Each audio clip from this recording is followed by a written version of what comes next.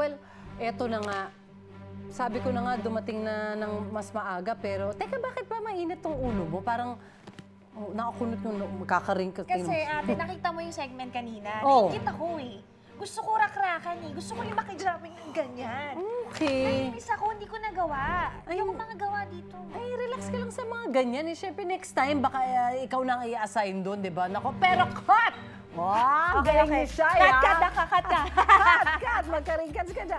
Yung ganyang pagiging mainitan ng ulo, ang dapat natin pag-usapan dito sa ating UH Clinic! At ito ate ha, mga kapuso, very timely po itong topic natin. At kung napapansin nyo rin, siguro, mga kapuso, nasunod-sunod ang mga balita ng krimen dahil umano sa init ng ulo. So isa na nga dyan ang away dahil sa basketball. Maraming Classic. Pa-classic yan. Ayan, May lalabas sa basketball, hintayin ninyo. Yan. Hindi, pero I think hindi basketball pala ba? player to. Basketball player. Yes, ayan nga yung huli cam, ang paghahabol at pagpapaputok ng baril ng isang basketball player sa kalaro nito dahil sa away sa basketball. Grabe naman. Nako! At eto naman, may isa pa sa Quezon City naman to, nauwi sa trahedya ang paninita sa pagbividyoke naman. Diyos ko po, dahil lang sa video. Diba? Ang mga nanitang tanod, pinagbabaril ng mga sinitang residente. Dalawa po ang namatay dyan, ha? Habang isa naman ang sugatan ng dahil sa insidente. Nakakagalit at nakakalungkot. Sa totoo lang. Ito pa ang isa. Viral naman ang video ng dalawang jeep na naghahamunan at naggigit-gitan sa isang masikip na daan sa Caloocan. Oh, diba? Wala silang pakialam kahit nagbubungguan na sila. Tsaka may mga sakay sila, na yun, may mga bata pang bitbit, nagbabaan na lang. Ayan, kita nga sa video ang pagkikipagit-gitan at unahan ng isang jeep. Kahit meron sakay itong pasahero, ate, sinabi mo may bata, oh. Yun. At eto, naku, meron pa, isa pa. Isang rider naman ang nagpaulan ng karate moves sa nanita sa kanyang traffic enforcer sa Muntinlupa City. Sus, Ginoo. Wala talagang paggalang, oh. Grabe. Kaya, nakakahiya.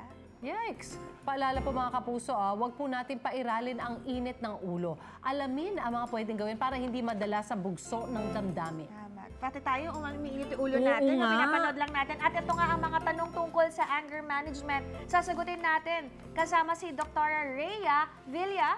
Yan, isang clinical psychologist po. Good morning po, Doc. Good morning. Hello po sa Hello lahat. po, good morning. Good morning. Dok, ikaw hindi umiinit ang ulo mo, Dok? Ngayon hindi. Ngayon hindi, pero okay. may chance Buti din. na. May chance din. Oo nga. Parang uso na yung mainitan ng ulo ngayon, Dok. Natural ba ito sa lahat ng tao? O meron ba mga tao na mas madaling magalit? Actually, yung anger, natural siyang emotion.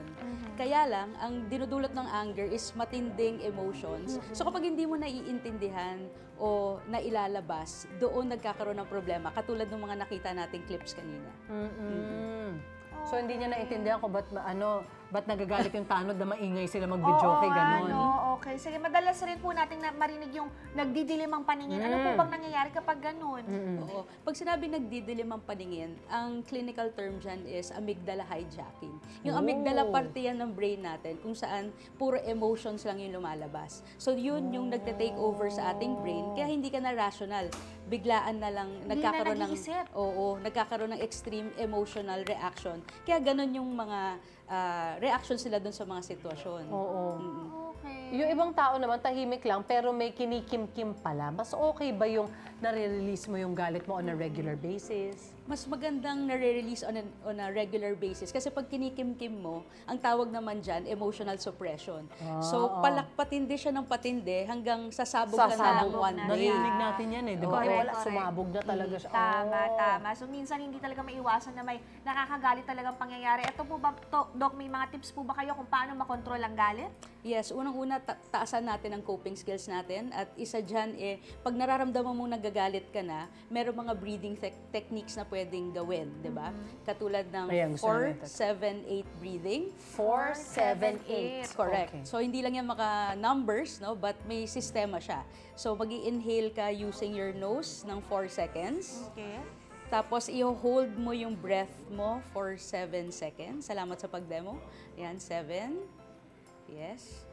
And then, when you release it after 7 seconds, using your mouth for 8 seconds.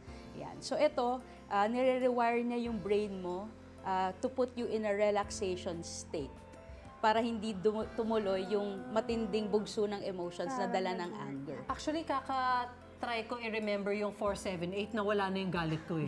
Concentrate ka sa, ano nga ba? 4 inhales sa Na-divert nose, pala, di ba? 7 hold. Na-distract na ako eh. Yes. Na-relax ka na. Na-relax na rin ako. Okay.